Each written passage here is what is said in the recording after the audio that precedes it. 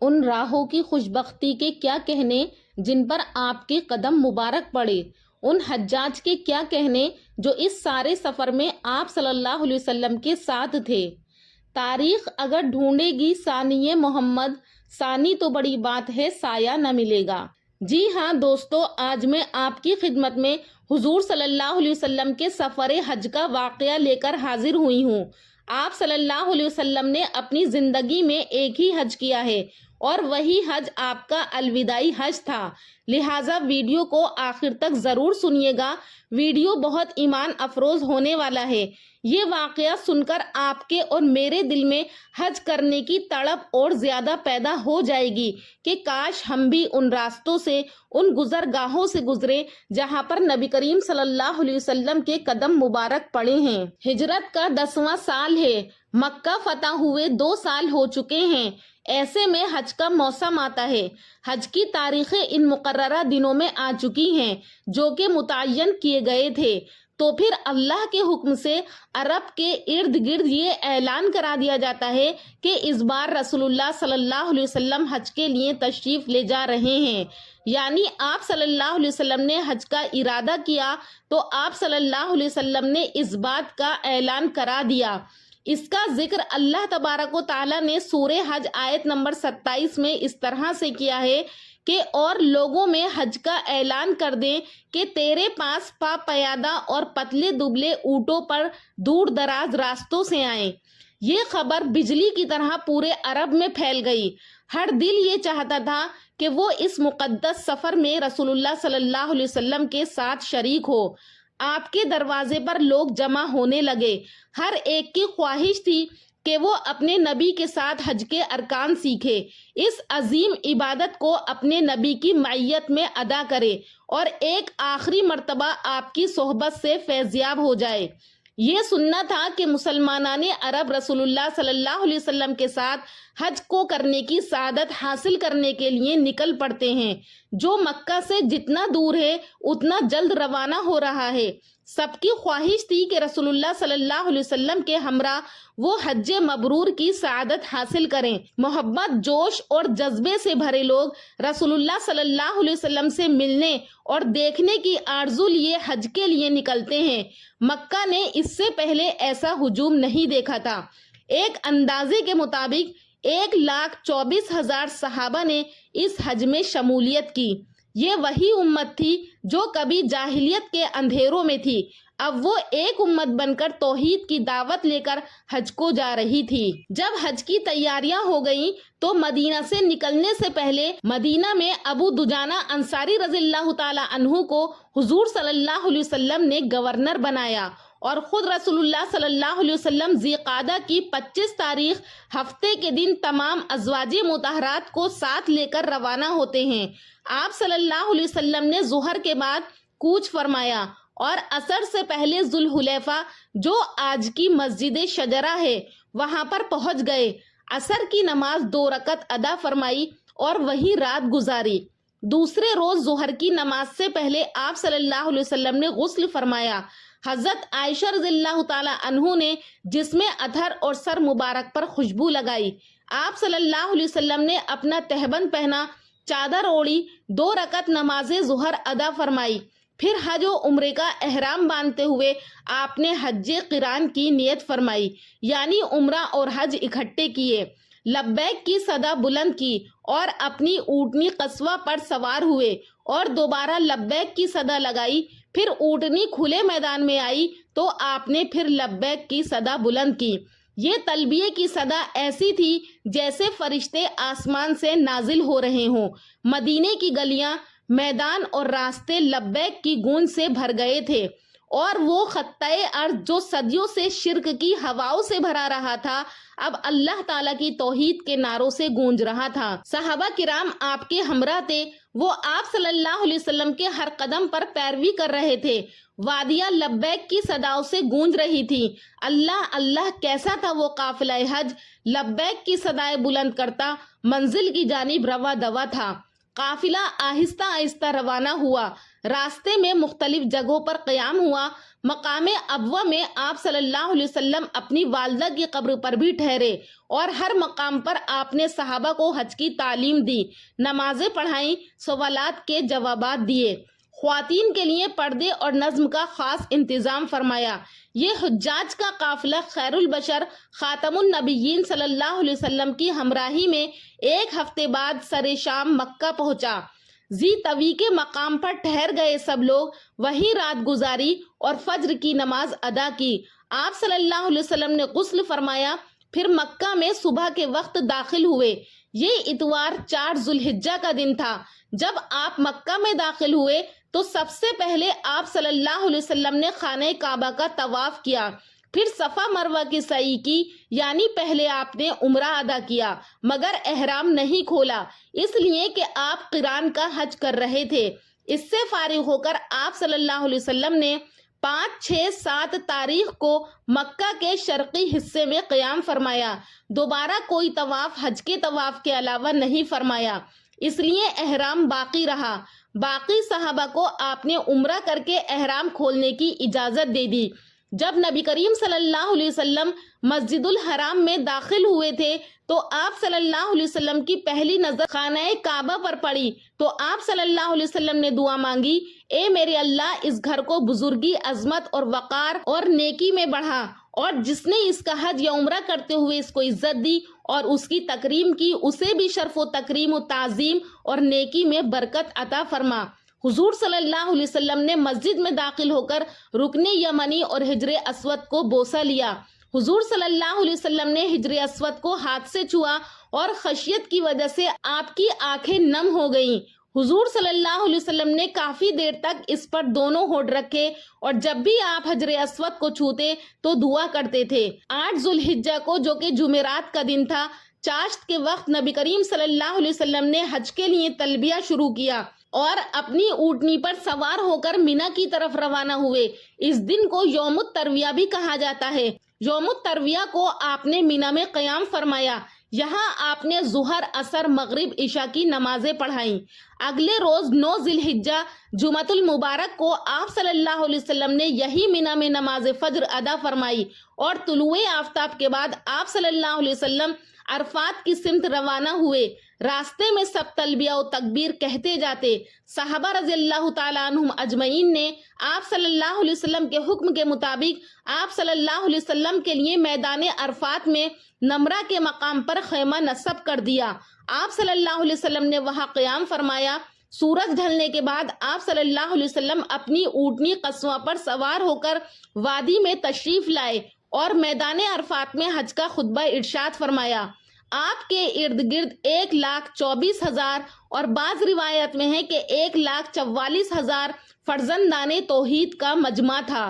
آپ صلی اللہ علیہ وسلم نے فرمایا کہ لوگوں، شاید میں اس سال کے بعد تمہیں اس مقام پر کبھی نہ ملوں۔ تمہارا خون، مال، جان ایک دوسرے پر اس طرح حرام ہے جیسے یہ شہر، یہ مہینہ اور یہ دن۔ جاہلیت کے تمام بت میرے قدموں تلے ہیں۔ جاہلیت کے خون معاف ہیں، جاہلیت کے سود معاف ہیں، اور اس کی ابتدا آپ صلی اللہ علیہ وسلم نے اپنے خاندان سے فرمائی۔ عورتوں کے بارے میں اللہ سے ڈرو کیونکہ تم انہیں اللہ کی امانت کے ساتھ اپناتے ہو۔ میں تم میں ایسی چیز چھوڑے جا رہا ہوں، اگر مضبوطی سے پکڑو گے تو کبھی گمراہ نہیں ہوگے، اور وہ اللہ کی کتاب ہے۔ یاد رکھنا، میرے بعد کوئی نبی نہیں آئے گا اور تمہارے بعد کوئی امت نہیں ہے، لہٰذا اپنے رب کی عبادت کرنا، نماز ادا کرنا، رمضان کے روزے رکھنا، زکوٰۃ ادا کرنا اور حج بیت اللہ کرنا، اپنے حکمرانوں کی اطاعت کرنا۔ ایسا کرو گے تو جنت کو پا جاؤ گے۔ پھر آپ صلی اللہ علیہ وسلم نے لوگوں سے گواہی لی، جب تم سے میرے متعلق پوچھا جائے گا تو تم لوگ کیا کہو گے؟ صحابہ کرام نے فرمایا کہ ہم گواہی دیتے ہیں کہ آپ صلی اللہ علیہ وسلم نے تبلیغ اور خیر خواہی کا حق ادا کر دیا۔ آپ صلی اللہ علیہ وسلم نے یہ سن کر شہادت کی انگلی اٹھائی اور فرمایا، اے اللہ تو گواہ رہنا، اے اللہ تو گواہ رہنا، اے اللہ تو گواہ رہنا۔ یہ الفاظ ربیعہ ابن امیہ ابن خلف اپنی بلند آواز سے لوگوں تک پہنچا رہے تھے۔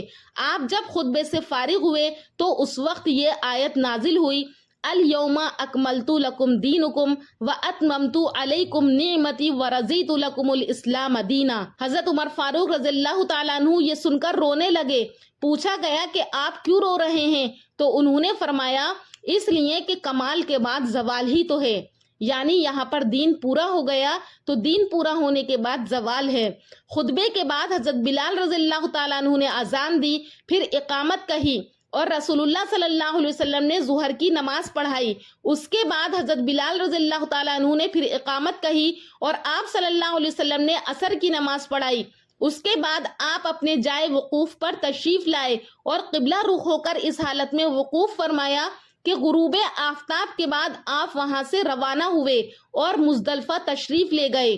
مزدلفہ میں مغرب اور عشاء کی نمازیں ایک اذان اور 2 اقامت سے پڑھیں۔ اس کے بعد آپ صلی اللہ علیہ وسلم لیٹ گئے، کھلے آسمان کے نیچے رات گزاری اور فجر تک لیٹے رہے۔ 10 ذو الحجہ کا دن طلوع ہوا، آپ صلی اللہ علیہ وسلم نے فجر کی نماز پڑھی اور قصواں پر سوار ہو کر مشعر حرام تشریف لائے اور قبلہ رخ ہو کر دعائیں مانگی۔ چاشت کے وقت اسی روز 10 ذو الحجہ کو مینا میں نبی کریم صلی اللہ علیہ وسلم نے جمرات کے میدان میں کھڑے ہو کر خطبہ یوم النحر ارشاد فرمایا، جس میں آپ صلی اللہ علیہ وسلم نے کل کی باتیں دہرائیں اور مزید فرمایا کہ تم جلد اپنے رب سے ملو گے، میرے بعد پھر گمراہ نہ ہو جانا کہ آپس میں ایک دوسرے کی گردنیں مارنے لگو۔ ایک روایت کے مطابق آپ صلی اللہ علیہ وسلم نے یہ بھی فرمایا کہ کوئی جرم کرنے والا اپنے سوا کسی اور پر جرم نہیں کرتا، یعنی اس جرم کا گرفتار وہ خود ہی ہوگا۔ پھر آپ صلی اللہ علیہ وسلم نے لوگوں سے دوبارہ مشن کے تکمیل کی گواہی لی اور فرمایا کہ اے اللہ تو گواہ رہے، پھر فرمایا جو موجود ہیں وہ غیر موجود تک میرا پیغام پہنچا دیں، امید ہے کہ جن تک بات پہنچائی گئی ہو وہ زیادہ سمجھ سکیں۔ پھر طلوع آفتاب سے قبل مینا روانہ ہو گئے۔ مینا پہنچ کر آپ صلی اللہ علیہ وسلم نے جمرہ عقبہ کے پاس تشریف لائے تو چاشت کا وقت تھا۔ آپ صلی اللہ علیہ وسلم نے اپنی اونٹنی پر سوار رہتے ہوئے ایک ایک کر کے جمرے کی رمی کی، یعنی اسے کل 7 کنکریاں ماری۔ ہر کنکری مارتے وقت آپ صلی اللہ علیہ وسلم اللہ اکبر کہتے۔ مزدلفہ سے روانگی کے وقت آپ صلی اللہ علیہ وسلم نے تلبیہ شروع فرمایا تھا جو مسلسل رمی جمار تک جاری رہا۔ رمی کے بعد آپ صلی اللہ علیہ وسلم نے تلبیہ کہنا ختم کر دیا۔ کنکریاں مارتے وقت حضرت بلال رضی اللہ تعالیٰ عنہ اور حضرت اسامہ رضی اللہ تعالیٰ عنہ نبی کریم صلی اللہ علیہ وسلم کے پاس تھے۔ ان میں سے ایک نے آپ صلی اللہ علیہ وسلم کی اونٹنی کی لگام تھامی ہوئی تھی اور دوسرے نے آپ صلی اللہ علیہ وسلم پر کپڑے سے سایہ کیا ہوا تھا۔ اس کے بعد آپ صلی اللہ علیہ وسلم قربان گاہ تشریف لائے اور اپنے ہاتھ سے 63 جانور ذبح کیے اور باقی 37 حضرت علی رضی اللہ تعالیٰ عنہ کو ذبح کرنے کے لیے کہا۔ کل ملا کر یہ 100 جانور ہو گئے۔ پھر سب میں سے ایک ایک ٹکڑا کاٹ کر اکٹھا پکایا گیا اور آپ صلی اللہ علیہ وسلم نے تناول فرمایا اور شوربہ پیا۔ یہ جانور آپ صلی اللہ علیہ وسلم مدینہ سے اپنے ہمراہ لائے تھے۔ یہ 63 قربانیاں آپ صلی اللہ علیہ وسلم کی زندگی کے ہر سال پر ایک ایک قربانی کے طور پر معلوم ہوتی ہیں۔ اس پہلو سے اس میں یہ پیشن گوئی بھی نظر آتی ہے کہ آپ صلی اللہ علیہ وسلم کی زندگی کا یہ آخری سال ہے۔ 10 ذو الحجہ قربانیوں کی وجہ سے یوم النحر اور یوم الاضحیٰ بھی کہلاتا ہے۔ قربانیوں کی ادائیگی کے بعد نبی کریم صلی اللہ علیہ وسلم نے حضرت معمر بن عبداللہ سے حلق کروایا۔ انہوں نے پہلے آپ صلی اللہ علیہ وسلم کے سر کی دائیں جانب کے بال مونڈے جو آپ صلی اللہ علیہ وسلم کے ارد گرد کھڑے لوگوں میں ایک ایک 2 کر کے تقسیم کر دیے گئے۔ پھر حضرت معمر رضی اللہ تعالیٰ عنہ نے آپ صلی اللہ علیہ وسلم کے سر کی بائیں جانب کے بال مونڈے۔ آپ صلی اللہ علیہ وسلم نے حضرت ابو طلحہ کو بلا کر وہ بال انہیں عنایت فرمائے۔ سر کے بال منڈوانے کے بعد آپ صلی اللہ علیہ وسلم نے احرام کھول دیا۔ اس کے بعد آپ صلی اللہ علیہ وسلم اپنی اونٹنی قصوہ پر سوار ہو کر بیت اللہ کے طواف کے لیے روانہ ہوئے۔ یہ طواف جو قربانی کے حلال ہونے پر کیا جاتا ہے طواف افاضہ کہلاتا ہے۔ طواف کرنے کے بعد آپ صلی اللہ علیہ وسلم زمزم کے پاس گئے، وہاں جا کر آپ نے پانی پیا اور مینا واپس لوٹ آئے۔ آپ صلی اللہ علیہ وسلم نے نماز ظہر مینا پہنچ کر ادا فرمائی۔ یہ رات آپ صلی اللہ علیہ وسلم نے مینا میں گزاری اور وہیں قیام فرمایا۔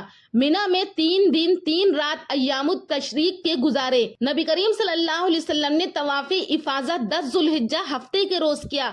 उसके बाद इतवार, पीर, मंगल यानी 11, 12, 13 जुल्हिज्जा के 3 दिन जो अय्याम तशरीक थे मिना में गुजारे। इन दिनों में आप सल्लल्लाहु अलैहि वसल्लम बैतुल्लाह की ज़ियारत के लिए आते रहे।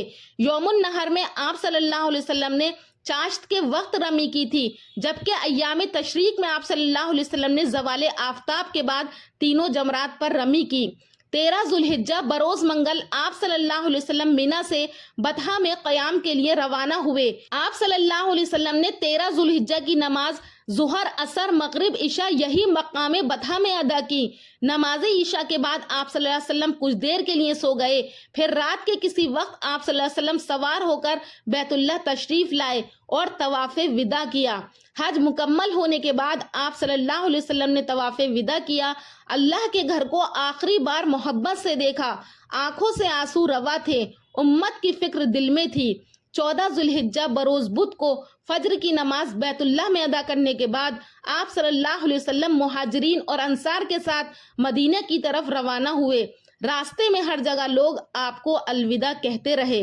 ये सफर था नबूवत की तकमील का, दीन के इबलाग का, उम्मत के लिए मोहब्बत का। रास्ते में 3 रातें क़याम फरमाने के बाद 17 जुल्हिज्जा बरोज हफ्ता मुताबिक 13 मार्च को मदीना में दाखिल हुए।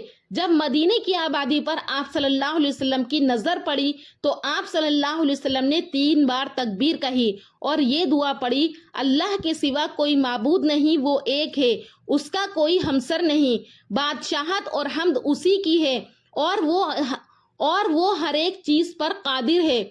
हम वापस लौट रहे हैं फर्मा बरदारी के साथ, झुकते हुए, तौबा करते हुए, सजदा करते हुए और अपने रब की हम्द करते हुए।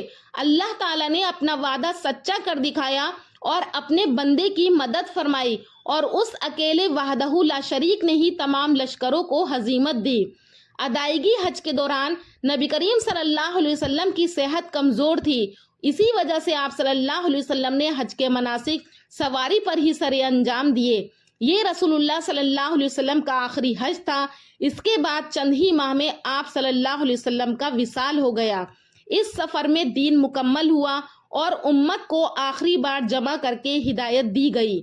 उन राहों की खुशबख्ती के क्या कहने जिन पर आपके मुबारक कदम पड़े, उन हज्जाज के क्या कहने जो इस सारे सफर में आप सल्लल्लाहु अलैहि वसल्लम के साथ थे। तारीख अगर ढूंढेगी सानिए मोहम्मद, सानी तो बड़ी बात है, साया न मिलेगा। हुजूर सल्लल्लाहु अलैहि वसल्लम के सफर हज का वाकया मैंने आपको हदीस की मुस्तनद किताबें मसलन बुखारी, मुस्लिम, तिरमिजी, अबू दाऊद, इब्ने माजा शरीफ वगैरह में ये वाकया मौजूद है, वहां से लेकर मैंने आपके सामने बयान किया है। दोस्तों, उम्मीद करती हूँ कि आपको हुजूर सल्लल्लाहु अलैहि वसल्लम के सफर हज की ये वीडियो पसंद आई होगी। दोस्तों, अल्लाह तबारक व तआला से दुआ है कि अल्लाह तबारक व तआला हम सबको अगले साल हज की सआदत नसीब फरमाए। और दोस्तों, उम्मीद करती हूँ कि आपको हुजूर सल्लल्लाहु अलैहि वसल्लम के सफर हज की ये वीडियो पसंद आई होगी। अगर पसंद आई है तो हमारे चैनल नूरी इस्लामिक ट्यूबर को ज़रूर सब्सक्राइब करें और अगर इस वाक़ये को बयान करने में मुझसे कोई गलती हो गई हो तो मेरी इस्लाह ज़रूर करें। इंशाअल्लाह फिर मुलाकात करूँगी एक और अच्छे टॉपिक के साथ अगली वीडियो में। तब तक के लिए अल्लाह हाफिज़।